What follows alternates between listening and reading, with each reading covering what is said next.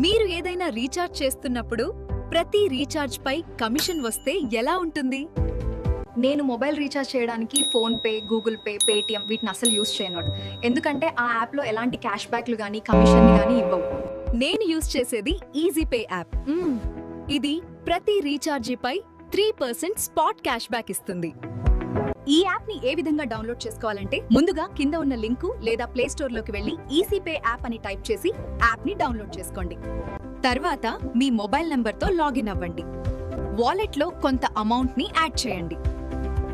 ఇప్పుడు ఉదాహరణకు రూ. 299 రీఛార్జ్ చేశారనుకో, వెంటనే మీ వాలెట్ లోకి ₹9 స్పాట్ క్యాష్ బ్యాక్ అందిస్తుంది.